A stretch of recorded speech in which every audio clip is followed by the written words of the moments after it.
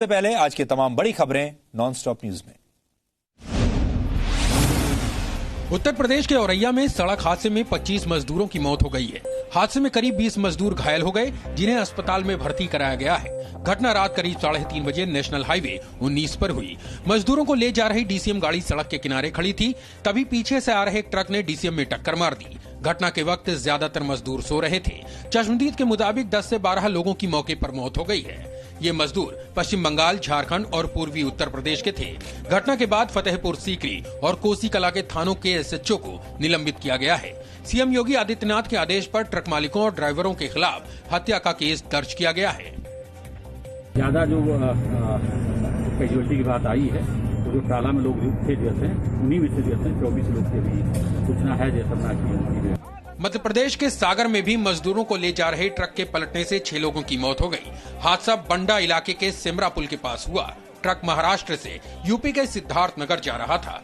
इसके अलावा सागर में ही महाराष्ट्र से उत्तर प्रदेश जा रहे मजदूरों से भरी पिकअप गाड़ी पलट गई। हादसे में 24 मजदूर घायल हो गए।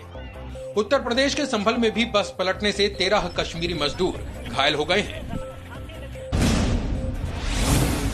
उत्तर प्रदेश के औरैया में 25 मजदूरों की मौत के बाद मुख्यमंत्री योगी आदित्यनाथ ने सभी जिलों के डीएम को मजदूरों की सुरक्षा और उनके खाने पीने के इंतजाम करने के निर्देश दिए हैं। यूपी के सभी डीएम को ये भी सुनिश्चित करना है कि जिले में कोई भी मजदूर पैदल न चले। योगी आदित्यनाथ ने औरैया की घटना पर दुख जताया है। औरैया की घटना बहुत दुखद घटना है और सचमुच हम सबका मन इससे बहुत व्यथित होता है, इस प्रकार की घटनाओं से। घटना के बाद मथुरा और आगरा के एसएसपी और इस जोन के एडीजी से स्पष्टीकरण मांगा गया है। मुख्यमंत्री ने हादसे में मारे गए लोगों के परिवार वालों को 2-2 लाख रुपए देने का ऐलान किया है।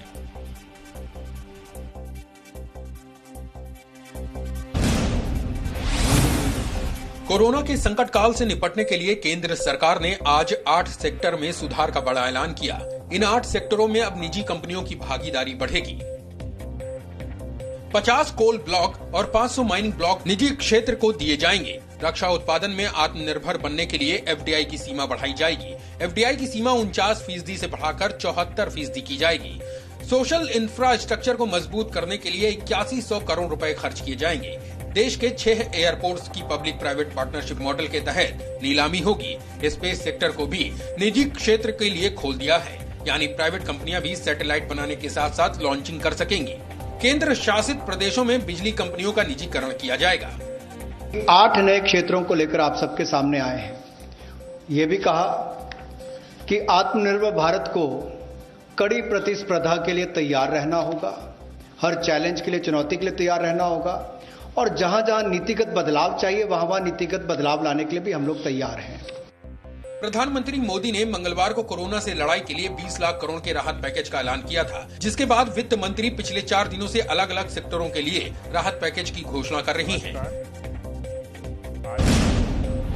गृह मंत्री अमित शाह ने आत्मनिर्भर अभियान की चौथी किस्त के लिए प्रधानमंत्री नरेंद्र मोदी की तारीफ की है। गृह मंत्री अमित शाह ने ट्वीट किया है, सोशल इंफ्रास्ट्रक्चर के लिए 8100 रुपए के प्रावधान और स्पेस सेक्टर में निजी भागीदारी को प्रोत्साहित करने के लिए मैं प्रधानमंत्री नरेंद्र मोदी जी की सराहना करता हूं।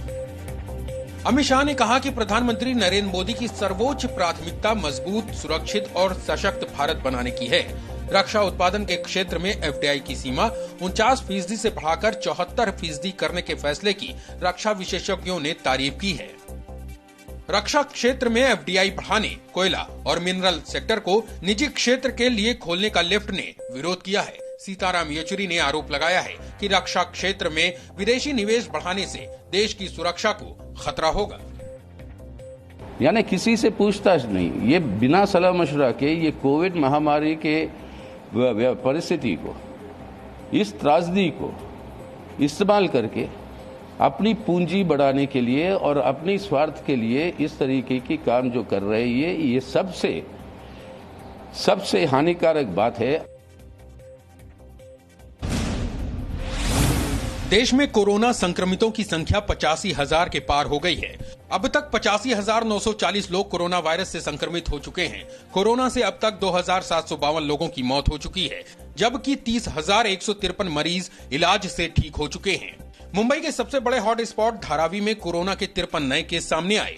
अब धारावी में कोरोना पॉजिटिव मरीजों की कुल संख्या 1198 हो गई है। महाराष्ट्र में कोरोना के सबसे अधिक संक्रमित मरीज हैं। महाराष्ट्र में अब तक कुल 29,100 लोग कोरोना से संक्रमित हो चुके हैं और 1,068 लोगों की कोरोना से मौत हो चुकी है। गुजरात में कोरोना के कुल 9,931 मामले सामने आ चुके हैं। यहां अब तक कोरोना से 606 लोगों की मौत हो चुकी है। दिल्ली में कोरोना संक्रमितों की संख्या 9,000 के करीब पहुंच गई है। दिल्ली में 24 घंटे में 438 नए मामले सामने आए हैं। दिल्ली के सिविल लाइंस थाने के 2 सब इंस्पेक्टर कोरोना पॉजिटिव पाए गए। दिल्ली में अब तक 180 पुलिसकर्मी कोरोना से संक्रमित हुए हैं। बिहार में कोरोना के 29 नए मामले सामने आए। तमिलनाडु में 24 घंटे में कोरोना के 477 नए केस मिले हैं। जम्मू कश्मीर के कुलगाम में आतंकी हमला हुआ है। इस हमले में जम्मू कश्मीर पुलिस का एक जवान शहीद हो गया। आतंकियों ने कुलगाम के यारीपोरा इलाके में पुलिस और सीआरपीएफ के चेक पोस्ट पर फायरिंग की थी। उधर पुलवामा में 55 राष्ट्रीय राइफल्स, जम्मू कश्मीर पुलिस और सीआरपीएफ के ज्वाइंट ऑपरेशन में सुरक्षा बलों को बड़ी कामयाबी मिली। पुलवामा के चकूरा गांव में भारी मात्रा में हिजबुल मुजाहिदीन के हथियार, गोला और बारूद मिले हैं। इनमें एक SLR, 2 पिस्टल, IED और डेटोनेटर शामिल हैं।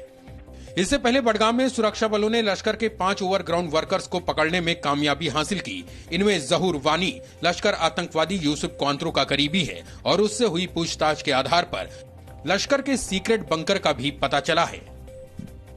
ये सप्ताह हमारे लिए बहुत ही चुनौतीपूर्ण रहा। पहले जमीन जिहाद की खबर दिखाने के बाद हम No signal, no worry. Presenting Z News app with live TV, latest updates and expert opinion. Available on Google Play and App Store. Download it now.